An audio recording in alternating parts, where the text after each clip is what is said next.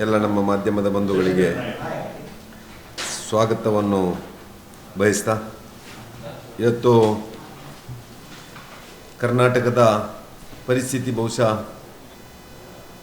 ಹೊಂಡದಲ್ಲಿ ಒಂದು ಸರ್ಕಾರ ಹೋಗುವಂಥ ಒಂದು ಪರಿಸ್ಥಿತಿ ಇದೆ. ಪ್ರಾಕೃತಿಕ ವಿಕೋಪಗಳು ಈ ರಾಜ್ಯದಲ್ಲಿ ನಿರಂತರ ಆಗ್ತದೆ. ದಕ್ಷಿಣ ಕನ್ನಡ ಜಿಲ್ಲೆಯಲ್ಲಿ 4,000ರಿಂದ 5,000 ಮಿಲಿಲೀಟರ್ ಮಳೆ ಸಾಮಾನ್ಯವಾಗಿ ಆಗುವಂಥದ್ದು. ಇಂಥ ಸಂದರ್ಭದಲ್ಲಿ ದಕ್ಷಿಣ ಕನ್ನಡ ಜಿಲ್ಲೆಯ ಆ ರಸ್ತೆಗಳು ನಾದುರಸ್ತಿಯಾಗುವಂಥದ್ದು ಸಹಜ. ಈ ನಾದುರಸ್ತಿಯಾದಂಥ ರಸ್ತೆಗಳನ್ನು ಇವತ್ತು ತತ್ಕಾಲಕ್ಕಾದರೂ ಒಂದು ಗುಂಡಿ ಮುಚ್ಚುವಂಥ ಕೆಲಸವನ್ನು ಒಂದು ಸರ್ಕಾರ, ಸ್ಥಳೀಯ ಆಡಳಿತ ಸಂಸ್ಥೆಗಳು ಮಾಡಬೇಕು. ಆದರೆ ಇವತ್ತು ರಾಜ್ಯ ಸರ್ಕಾರ NDRF ಆಗಲಿ SDRF ಆಗಲಿ ಪ್ರಾಕೃತಿಕ ವಿಕೋಪದ ನಿಧಿ ಅಡಿಯಲ್ಲಿ ಯಾವುದೇ ಅನುದಾನವನ್ನು ಕೊಡಲಿಲ್ಲ.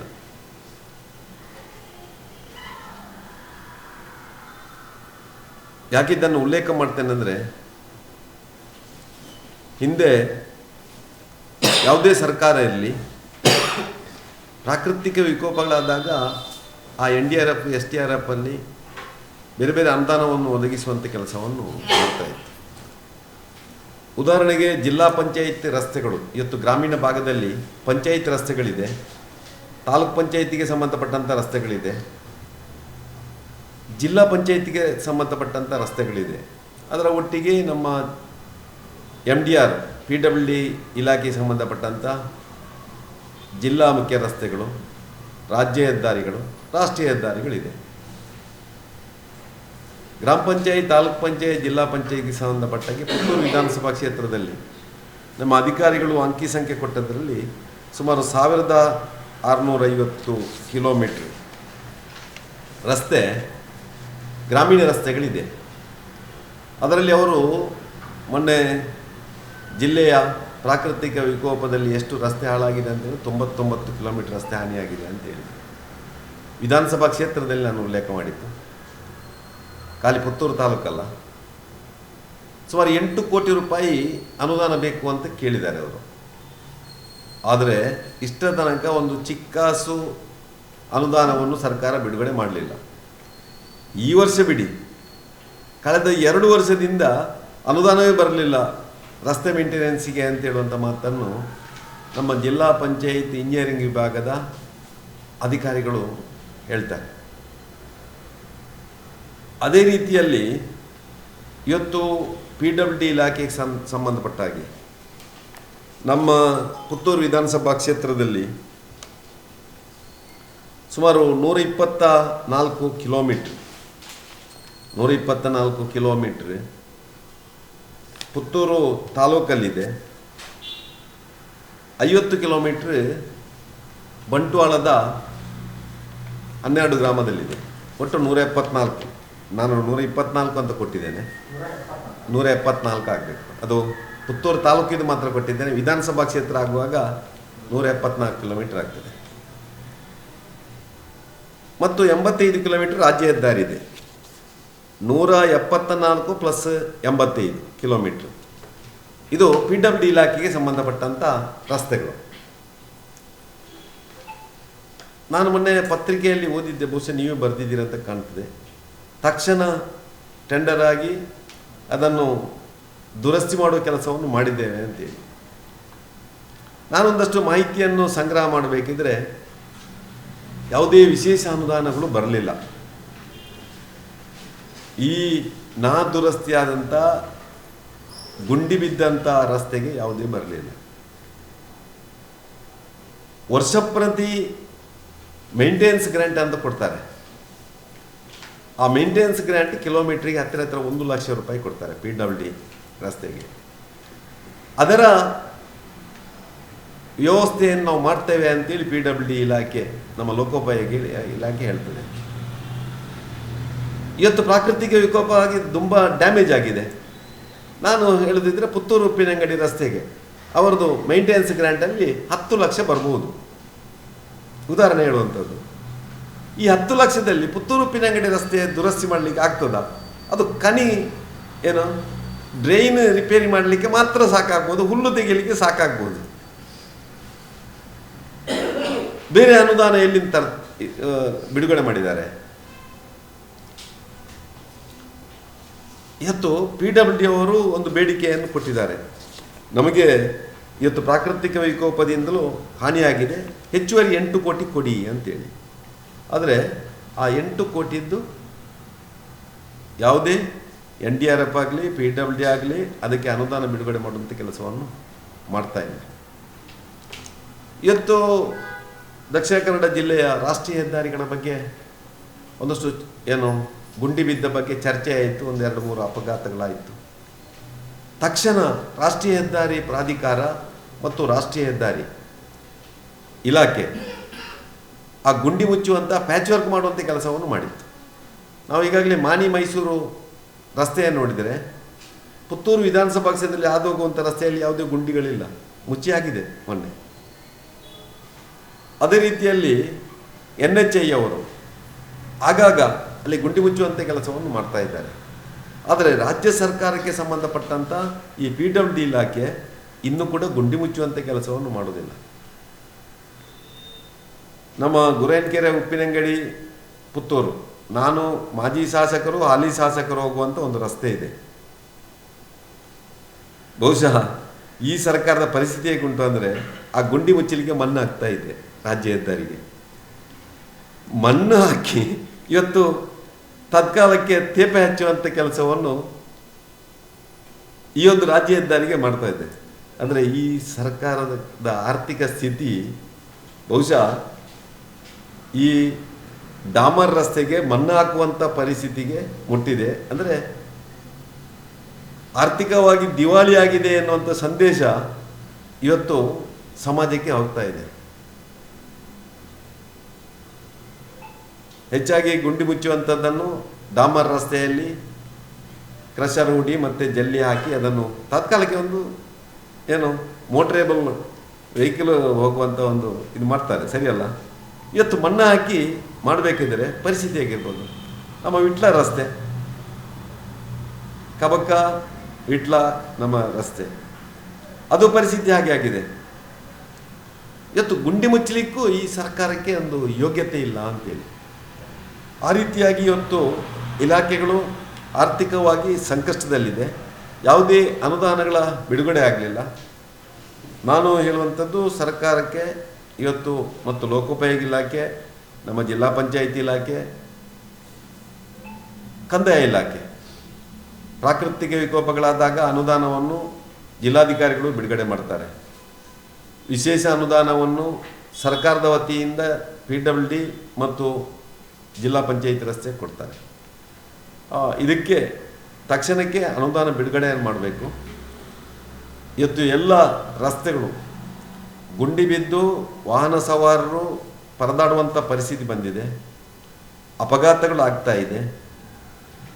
ಒಂದಷ್ಟು ವಾಹನಗಳು ಕೆಟ್ಟು ರಸ್ತೆಯಲ್ಲಿ ನಿಲ್ಲುವಂಥ ಪರಿಸ್ಥಿತಿ ಆಗಿದೆ. ಇದಕ್ಕೆ ಶಾಶ್ವತ ಪರಿಹಾರವನ್ನು ಕಂಡುಕೊಳ್ಳುವಂಥ ಕೆಲಸವನ್ನು ಮಾಡಬೇಕು. ಅದಕ್ಕೆ ಸರ್ಕಾರ ತಕ್ಷಣ ದಕ್ಷಿಣ ಕನ್ನಡ ಜಿಲ್ಲೆಯ, ಅದರಲ್ಲಿ ವಿಶೇಷವಾಗಿ ಪುತ್ತೂರಿನ ಈ ಗ್ರಾಮೀಣ ಭಾಗದ ರಸ್ತೆಗಳಿಗೆ ಒತ್ತು ಕೊಟ್ಟು ಅದನ್ನು ದುರಸ್ತಿ ಮಾಡುವ ಕೆಲಸವನ್ನು ಮಾಡಬೇಕು. ಜಿಲ್ಲಾ ಮುಖ್ಯ ರಸ್ತೆಗಳು ಮತ್ತು ರಾಜ್ಯ ಹೆದ್ದಾರಿಗಳಿಗೂ ವಿಶೇಷ ಅನುದಾನವನ್ನು ಬಿಡುಗಡೆ ಮಾಡಿ ಇವತ್ತು ರಸ್ತೆ ಕಾಮಗಾರಿಗಳನ್ನು ಏನು ಯುದ್ಧೋಪಾದಿಯಲ್ಲಿ ಮಾಡಿ ಜನರಿಗೆ ವಾಹನ ಸಂಚಾರಕ್ಕೆ ಅನುಕೂಲ ಮಾಡಿಕೊಡಬೇಕು ಅಂತೇಳಿ ಭಾರತೀಯ ಜನತಾ ಪಾರ್ಟಿ ಒತ್ತಾಯ ಮಾಡ್ತದೆ. ಒಂದು ವೇಳೆ ಇನ್ನೂ 1 ವಾರದ ಒಳಗಡೆ ಯಾವುದೇ ಈ ಪ್ರಕ್ರಿಯೆಗಳು ನಡೆಯದೇ ಇದ್ದರೆ ಭಾರತೀಯ ಜನತಾ ಪಾರ್ಟಿ ಹೋರಾಟಕ್ಕೂ ಸಿದ್ಧ ಆಗಿದೆ. ಜನರ ಭಾವನೆಗಳೊಟ್ಟಿಗೆ, ಜನರ ಸಮಸ್ಯೆಗಳೊಟ್ಟಿಗೆ ಖಂಡಿತ ಭಾರತೀಯ ಜನತಾ ಪಾರ್ಟಿ ಮುಂದೆ ನಿಂತು ಜನಪರ ಹೋರಾಟವನ್ನು ಮಾಡಲಿಕ್ಕೆ ಹಿಂಜರಿಯುವುದಿಲ್ಲ ಎನ್ನುವಂಥ ಮಾತನ್ನು ಈ ಸಂದರ್ಭದಲ್ಲಿ ಹೇಳಲಿಕ್ಕೆ ಇಚ್ಛೆ ಪಡ್ತಾ ಇದ್ದೇನೆ.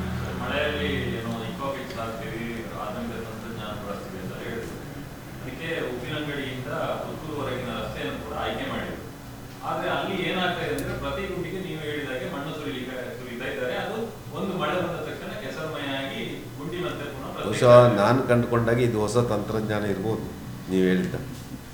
ಅದು ಕೂಡ ಒಂದು ಹೊಸ ತಂತ್ರಜ್ಞಾನ ಮಣ್ಣು ಇರ್ಬೋದು. ಹಾಕುದು ಮಣ್ಣು ಹೌದು. ಅಲ್ಲ, ಈಗ ಮಳೆಗೆ ಕಾರಣ ಹೇಗಿದ್ರೆ 9 ತಿಂಗಳು ಮಳೆ ಬರ್ತದೆ ವರ್ಷದಲ್ಲಿ.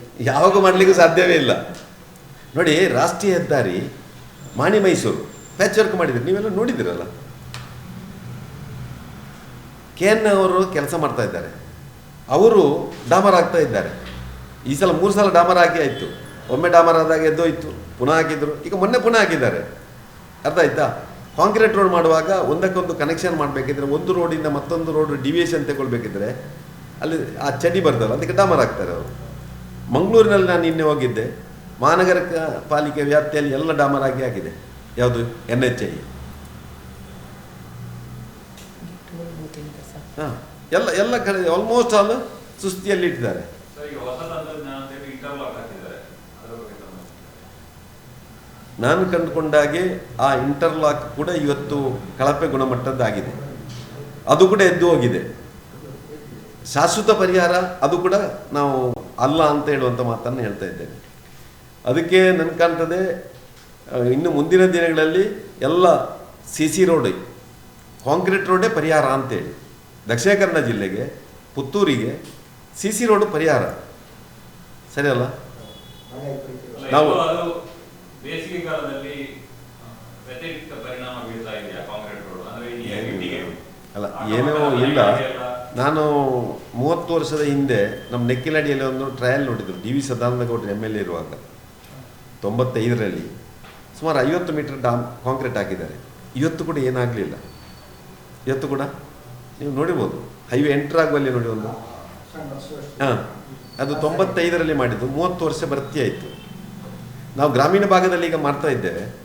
ಏನು ಗುಣಮಟ್ಟ ಕಾಯ್ದುಕೊಂಡ್ರೆ ಒಂದು 25-30 ವರ್ಷಕ್ಕೆ ಏನು ಆಗೋದಿಲ್ಲ. ಸರ್ಕಾರಕ್ಕೆ ಉಳಿತಾಯ ಇದೆ ಅದರಲ್ಲಿ ತುಂಬ. ಏನೋ ವಾಹನಗಳಿಗೆ ಸ್ವಲ್ಪ ಏನೋ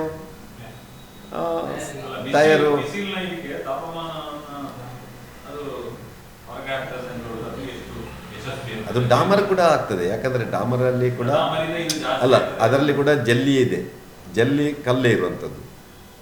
ಇದು ಕೂಡ ಕಲ್ಲಿನ ಭಾಗವೇ, ಎರಡು ಕೂಡ ಜಲ್ಲಿ ಕಲ್ಲಲ್ಲೇ ಮಾಡುವಂಥದ್ದು. ಇದಕ್ಕೆ ಡಾಮರ್ ಹಾಕ್ತಾರೆ, ಅದಕ್ಕೆ ಸಿಮೆಂಟ್ ಹಾಕ್ತಾರೆ, ಮಿಕ್ಸಿಂಗ್ ಎಲ್ಲ ಒಂದು. ಸಿಮೆಂಟ್ ಹಾಕಿದ ತಕ್ಷಣ ಅದು heat ಅಲ್ಲ, ಸ್ವಲ್ಪ ಆಗ್ಬೋದು, ಪರಿಣಾಮ ಇರ್ಬೋದು, ಇರಲಿಕ್ಕಿಲ್ಲ ಅಂತ ಹೇಳಲಿಕ್ಕಿಲ್ಲ. ಆದರೆ ದಕ್ಷಿಣ ಕನ್ನಡ ಜಿಲ್ಲೆಗೆ ಭೌಗೋಳಿಕವಾಗಿ ಬಹುಶಃ ಶಾಶ್ವತ ಪರಿಹಾರ ಅದೇ ಅಂತ ಹೇಳುವಂಥದ್ದು. ಊರಲ್ಲಿ ಕಾಂಕ್ರೀಟ್ ಮಾಡ್ತಾರೆ, ಮಾಡಿ ಬಂದ್ ಮಾಡ್ತಾರೆ ಕಾಂಕ್ರೀಟ್. ಈ ಊರಿನವ್ರು ಏನ್ ಮಾಡ್ತಾರೆ, ಅದನ್ನು ಬಿಡ್ಲಿಕ್ಕೆ ತಯಾರಿಲ್ಲ. ಈ 10-20 ದಿವಸ ಕ್ಯೂರಿಂಗ್ ಆಗ್ತದೆ, ಅಷ್ಟು ತನಕ ಕಾಯ್ಲಿಕ್ಕೆ ಯಾರಿಗೂ ಅಲ್ಲ, ಎಲ್ಲ ಹೋಗುದು. ಆ ರೋಡ್ ಆಳೋದು ಹಾಗೆ.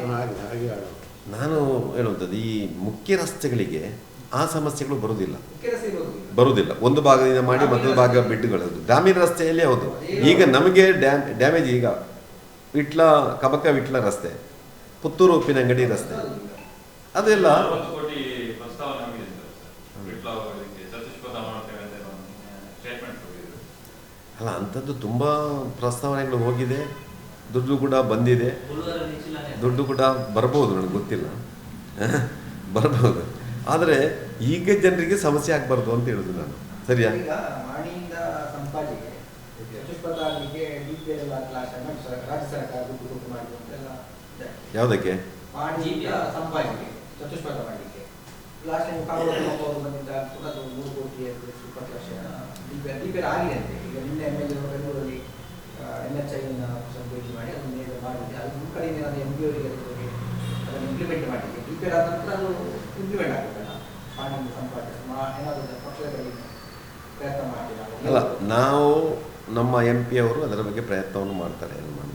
ಅವರು NHI ಇರ್ಬೋದು, NH ಇರ್ಬೋದು, ರಾಷ್ಟ್ರೀಯ ಹೆದ್ದಾರಿ ಪ್ರಾಧಿಕಾರ ಮತ್ತು ರಾಷ್ಟ್ರೀಯ ಹೆದ್ದಾರಿ ಬಗ್ಗೆ ಅವರು ಪ್ರಯತ್ನವನ್ನು ಮಾಡ್ತಾರೆ. ಅದಕ್ಕೆ ಏನೇನು ಇನ್ನು ಮುಂದಿನ ಹಂತದಲ್ಲಿ ಪ್ರಕ್ರಿಯೆಗಳು ನಡಿಬೇಕು ಅದನ್ನು ಮಾಡುವಂಥ ಕೆಲಸವನ್ನು ಮಾಡ್ತಾರೆ. ಇವತ್ತು ನಾನು ಹೇಳುವಂಥದ್ದು, ರಾಜ್ಯ ಸರ್ಕಾರಕ್ಕೆ ಸಂಬಂಧಪಟ್ಟಾಗೆ ರಾಜ್ಯದ ಪ್ರತಿನಿಧಿಗಳಿದ್ದಾರೆ. ತಮ್ಮ ವ್ಯಾಪ್ತಿಯಲ್ಲಿರುವಂಥ PWD ರಸ್ತೆಗಳು, ಜಿಲ್ಲಾ ಪಂಚಾಯಿತಿ ರಸ್ತೆಗಳು, ಈ ಗ್ರಾಮೀಣ ರಸ್ತೆಗಳ ಬಗ್ಗೆ ಏನು ಕ್ರಮ ತಗೊಳ್ತಾರೆ ಅಂತ ಹೇಳುವಂಥದ್ದು ಸರಿಯಲ್ಲ. ಇದರ ಬಗ್ಗೆ ಏನು ಅಂತೇಳಿ, ಇದಕ್ಕೆ ಎಷ್ಟು ಅನುದಾನ ಬರ್ತದೆ ಅಂತೇಳಿ, ಈಗ ಅದರದ್ದು DPR ಆಗಿ ಮತ್ತು ಅದು ಚತುಷ್ಪಥ ರಸ್ತೆ ಆಗಬೇಕಿದ್ರೆ, ಲ್ಯಾಂಡ್ ಎಕ್ವಿಷನ್ ಆಗಬೇಕಿದ್ರೆ ಆ ಪ್ರೊಸೆಸ್ ಎಲ್ಲ ಕೇಂದ್ರದಿಂದ ಮಾಡ್ತಾರೆ. ರಾಜ್ಯ ಕೇಂದ್ರ ಕೆಲವು ಜಂಟಿಯಾಗಿ ಮಾಡ್ತದೆ, ಕೆಲವು ನೇರವಾಗಿ ಕೇಂದ್ರವೇ ಮಾಡ್ತದೆ, ಕೆಲವು PPP ಮಾಡೆಲಲ್ಲಿ ಮಾಡ್ತಾರೆ. ಅದೊಂದು ಹಂತ ಬೇರೆ. ಈಗ ರಾಜ್ಯಕ್ಕೆ ಸಂಬಂಧಪಟ್ಟಾಗಿ ಏನು, ರಾಜ್ಯದ ರಸ್ತೆಗಳ ಪರಿಸ್ಥಿತಿ ಏನು ಅಂತೇಳಿ, ಸರಿಯಲ್ಲ? ಮೊನ್ನೆ ಶಾಸಕರು ಪತ್ರಿಕಾಗೋಷ್ಠಿ ಮಾಡುವಾಗ ಹೇಳಿದ್ರು, ಹಿಂದಿನ ಅವಧಿಯಲ್ಲಿ 94 4986 ಆಗಿದೆ, ಅದರಲ್ಲಿ 10 ಕೂಡ ಇತ್ತು. ಮತ್ತೆ ಮರುಪರಿಶೀಲನೆಗೆ ಕಂದಾಯ ಇಲಾಖೆಗೆ ಹೇಳಿದ್ದೇನೆ ಅಂತ ಹೇಳಿದ್ರು. ಅಂದರೆ ಯಾಕೆ, ಯಾವ ಕಾರಣಕ್ಕೋಸ್ಕರ ತಿರಸ್ಕಾರ ಆಗಿತ್ತು ಅವರಲ್ಲಿ ಕೇಳಬೇಕಷ್ಟೇ. ನಿಮ್ಮ ಅವಧಿಯಲ್ಲಿ ಆಗಿದೆ ಅಂತ ಹೇಳಿದ್ರು. 94C ಶಕುಂತಲಾ ಶೆಟ್ಟರ್ ಅವಧಿಯಲ್ಲಿ ಬಂದಿತ್ತು. ಮಲ್ಲಿಕಾ ಪ್ರಸಾದ್ ಇರುವಾಗ ನಾವು ಬೇಡಿಕೆಯನ್ನು ಸಲ್ಲಿಸಿದ್ವಿ 2008ರಲ್ಲಿ. ಆಗ ಹಂಸರಾಜ್ ಭಾರದ್ವಾಜಿ ಅದಕ್ಕೆ ಅವಕಾಶವನ್ನು ಕೊಡಲಿಲ್ಲ. ಕಾಂಗ್ರೆಸ್ ಸರ್ಕಾರ ಬಂದಾಗ 2013ರಲ್ಲಿ ಅವಕಾಶ ಕೊಟ್ಟರು 94CCಗೆ ಅರ್ಜಿ ಹಾಕಲಿಕ್ಕೆ. ಆಮೇಲೆ ಬಂದದ್ದು ಅನ್ನು ಇತ್ಯರ್ಥ ಮಾಡುವಂಥ ಕೆಲಸ 2018ರ ತನಕ ಶಕುಂತಲಾ ಶೆಟ್ಟಿ ಅವರು ಮಾಡಿದರು. ಆಮೇಲೆ ಸಂಜೀವ ಮಠಂದವರು, ನನಗೆ ಸಿಕ್ಕಿದ್ದು 1 ವರ್ಷ 2 ತಿಂಗಳು ಕಾಂಗ್ರೆಸ್ ಸರ್ಕಾರ ಇತ್ತು. ಕಾಂಗ್ರೆಸ್ ಅಂದರೆ ಮೈತ್ರಿ ಸರ್ಕಾರ ಇತ್ತು, ಕಾಂಗ್ರೆಸ್ ಮತ್ತು ಜನತಾದಳ. 1 ವರ್ಷ ಕೋವಿಡ್ ಬಂತು, ನಾವೆಲ್ಲ ಬಾಯಿಗೆ ಮಾಸ್ಕ್ ಹಾಕಿ ಮನೆಯಲ್ಲಿ ಕೂತಿದ್ವಿ, ಸರಿಯಲ್ಲ? ಮತ್ತೆ ನನಗೆ 3 ವರ್ಷದಲ್ಲಿ ಎಷ್ಟು ಗರಿಷ್ಠ ಮಾಡಬೇಕು ಅದನ್ನೆಲ್ಲ ಮಾಡುವಂಥ ಕೆಲಸವನ್ನು ಮಾಡಿದ್ದೇನೆ. ನಾನು ಹೇಳ್ತೇನೆ 94C ಮತ್ತು 94CCಯ ಪ್ರೊಸೀಜರ್ ಹೇಗೆಂದರೆ, ಅದು MLA ಕೊಡುವುದಲ್ಲ, ಅದು VA ತನಿಖೆ ಮಾಡಿ ಅವರು ಎಷ್ಟು ವರ್ಷದ ಮುಂಚೆ ಅಲ್ಲಿ ಕೂತಿದ್ದಾರೆ ಅದೊಂದು ಗೈಡ್ಲೈನ್ ಇದೆ. ಅಲ್ಲಿ ವಾಸ್ತವ್ಯ ಕೂತಿದ್ದಾರೆ, ಸರ್ಕಾರಿ ಜಾಗದಲ್ಲಿ ಕೂತಿದ್ದಾರೋ, ಅವರು ಹೊರಂಬೋಕಲ್ಲಿ ಕೂತಿದ್ದಾರೋ, ಕುಮುಕಿಯಲ್ಲಿ ಕೂತಿದ್ದಾರೋ, ರಸ್ತೆ ಮಾರ್ಜಿನಲ್ಲಿ ಕೂತಿದ್ದಾರೋ ಅಂತ ತನಿಖೆ ಮಾಡಿ ಅವನಿಗೆ ಅರ್ಹತೆ ಇದ್ದರೆ VA ಸರ್ಟಿಫೈ ಮಾಡಿ RIಗೆ ಶಿಫಾರಸು ಮಾಡ್ತಾರೆ. RI ಅವರು ಇದು ಸರಿ ಇದೆ, ಇವನಿಗೆ 94Cಯಲ್ಲಿ 3 ಸೆನ್ಸೋ ಇಲ್ಲ 9 ಸೆನ್ಸೋ ಮಂಜೂರು ಮಾಡುವುದು ಅವರು ತಹಸೀಲ್ದಾರ್ಗೆ ಶಿಫಾರಸು ಮಾಡ್ತಾರೆ. ತಹಸೀಲ್ದಾರರು ಇವರ ಶಿಫಾರಸಿನ ಆಧಾರದಲ್ಲಿ ಸಂಶಯ ಬಂದರೆ ತನಿಖೆ ಮಾಡಿ ಏನು ಅದನ್ನು ಅವನಿಗೆ ಹಕ್ಕುಪತ್ರವನ್ನು ಕೊಡುವ ಕೆಲಸವನ್ನು ತಹಸೀಲ್ದಾರ್ ಮಾಡ್ತಾರೆ. ಇದರಲ್ಲಿ ಶಾಸಕರ ಪಾತ್ರ ಇಲ್ಲ, ಶಾಸಕರ ಪಾತ್ರ ಇಲ್ಲ. ಸ್ಪಷ್ಟ ಆಯ್ತಾ? ಇದು ನೇರವಾಗಿ ತಹಸೀಲ್ದಾರರೇ ಮಾಡೋದು, ನೇರವಾಗಿ ತಹಸೀಲ್ದಾರರೇ ಮಾಡೋದು. ಏನು ಸಮಿತಿ ಕೂಡ ಇಲ್ಲ, ಅಕ್ರಮ ಸಕ್ರಮಕ್ಕೆ ಸಮಿತಿ ಕೂಡ ಇಲ್ಲ. ಅಕ್ರಮ ಸಕ್ರಮಕ್ಕೆ ಏನು ನಿಯಮಾವಳಿ? ಅಕ್ರಮ ಸಕ್ರಮಕ್ಕೆ ಒಂದು ನಿಯಮಾವಳಿ ಇದೆ, ಫಾರ್ಮ್ ನಂಬರ್ 50, 53, 57ಕ್ಕೆ. ಅವ ನಿಗದಿತ ಸಮಯದಲ್ಲಿ ಅರ್ಜಿ ಕೊಟ್ಟಿರಬೇಕು, ಅವ ಅಲ್ಲಿ ಸಾಗುವಳಿ ಕೃತಾವಳಿ ಮಾಡಿರಬೇಕು. ಆ ಕೃತಾವಳಿ ಕೂಡ ತೋಟಗಾರಿಕೆ ಕೃಷಿ ಇಲಾಖೆಯ ಮಾನದಂಡದಲ್ಲಿ ಇರಬೇಕು. ಅವನಿಗೆ ಆ ಮಿತಿಯ ಒಳಗಡೆ ಇರಬೇಕು, 5 ಎಕರೆ ಒಳಗಡೆ ಜಾಗ ಇರಬೇಕು, ಕುಮ್ಕಿ ಆಗಿರಬಾರ್ದು, ಪರಂಬೋಕ ಆಗಿರಬಾರ್ದು, ಸರ್ಕಾರಿ ಜಮೀನು ಆಗಿರಬೇಕು. ಸರ್ಕಾರಿ ಜಮೀನು ಎಲ್ಲ ಆಗಿದ್ದರೆ, ಈ ಮಾನದಂಡದ ಅಡಿಯಲ್ಲಿದ್ದರೆ VA ಹೋಗಿ ಅವನ ಅರ್ಜಿಯನ್ನು ಪರಿಶೀಲನೆ ಮಾಡಿ ಅರ್ಜಿಯ ಆಧಾರದಲ್ಲಿ ಅವನಿಗೆ ಆ ಜಾಗವನ್ನು ಅಳತೆ ಮಾಡಿ ಅಲ್ಲಿ ಅದರಲ್ಲಿರುವಂಥ ಕೃಷಿಯನ್ನು ಆ ಒಂದು ಫಾರ್ಮಲ್ಲಿ ಬರೆದು, ಅದಕ್ಕೆಲ್ಲ ಬೇರೆ ಬೇರೆ ಫಾರ್ಮ್ಗಳಿದೆ, ಅದನ್ನು RI ಕಳಿಸ್ತಾರೆ. RI ಅವರು ಅದನ್ನು ಮತ್ತೆ ಪರಿಶೀಲನೆ ಮಾಡಿ ಸರಿ ಉಂಟು ಅಂತ ಹೇಳಿದರೆ ಅದನ್ನು ಮತ್ತೆ ತಹಸೀಲ್ದಾರಿಗೆ ಕೊಡ್ತಾರೆ. ತಹಸೀಲ್ದಾರರು ಎಲ್ಲ ಅದನ್ನು ಪರಿಶೀಲನೆ ಮಾಡಿ ಇದು ಸರಿ ಇದೆ ಅಂಥೇಳಿ ಸಮಿತಿಗೆ ಮಂಡನೆ ಮಾಡ್ತಾರೆ. ಸಮಿತಿಯವರು ತಹಸೀಲ್ದಾರರ ವರದಿಯಂತೆ ಅದನ್ನು ಮಂಜೂರು ಮಾಡ್ತಾರೆ. ಇದು ಪ್ರೊಸೀಜರ್. ಅರ್ಥ ಆಯ್ತಾ? ಕಮಿಟಿ ಸರಿ ಇಲ್ಲ ಇದ್ದರೆ ರಿಜೆಕ್ಟ್ ಮಾಡ್ಬೋದು, ಸರಿ ಇದ್ದರೆ ಮಂಜೂರು ಮಾಡ್ಬೋದು. ಕಮಿಟಿ ಅಕ್ರಮ ಸಕ್ರಮ ಏನಿಲ್ಲ, ಒಬ್ಬ ಜನಪ್ರತಿನಿಧಿಯ ಪಾತ್ರವೇ ಇಲ್ಲ ಅದರಲ್ಲಿ. ಪುತ್ತೂರು ತಹಶೀಲ್ದಾರ್ ನಾಪತ್ತೆ ಆಗ್ಬೋದು. ಗೊತ್ತಿಲ್ಲ ನನಗೆ. ನಾನು ಪತ್ರಿಕೆಯಲ್ಲಿ ನೋಡಿದೆ, ಶಾಸಕರು ಅವರಿಗೆ ಹುಷಾರಿಲ್ಲ ಹಾಗೆ ಹೀಗೆ ಅಂತ ಏನು ಹೇಳ್ತಾ ಇದ್ರಲ್ಲ, ಹಾಗೆ ಇರ್ಬೋದು. ಎಷ್ಟು ಸಮಯ ನೀವು- ಹುಷಾರಿಲ್ಲದಾಗಿದ್ರೆ ಅವರು ಅಲ್ಲ, ನೀವು ಅವರಲ್ಲೇ ಮತ್ತೊಮ್ಮೆ ಕೇಳೋದು ಒಳ್ಳೆಯದು. ಇನ್ಚಾರ್ಜ್ ಕೊಡ್ತಾರೆ. ಹಾಂ ಇನ್ಚಾರ್ಜ್ ಕೊಡ್ತಾರೆ. ಇನ್ಚಾರ್ಜ್ ಕೊಟ್ಟವರು ಕೂಡ ಕೆಲಸ ಮಾಡೋದಿಲ್ಲ ಅಂದ್ರು ಅಂತ ಆರೋಪ. ಅದು ನೋಡುವ, ನಾವೀಗ ಏನು ಅಂತ ನೋಡ್ತೇವೆ. ನಾವು ಅದನ್ನು ನೀವು ಹೇಳಿದ ಮೇಲೆ ಗೊತ್ತಾಯಿತು ನಮಗೆ. ಈಗ ಏನು ಇನ್ಚಾರ್ಜ್ ಕೊಟ್ಟವರು ಕೆಲಸ ಮಾಡ್ತಾ ಇಲ್ಲ, ಅವ್ರಿಗೆ ಹುಷಾರಿಲ್ವಾ ಎಂಥದ್ದು ಅಂತ ಇನ್ನೊಮ್ಮೆ ನಾವು ಪರಿಶೀಲನೆ ಮಾಡ್ತೇವೆ. ಧನ್ಯವಾದಗಳು. ಸುದ್ದಿ ಚಾನಲ್, ಕ್ಷಣ ಕ್ಷಣದ ಸುದ್ದಿಗಾಗಿ.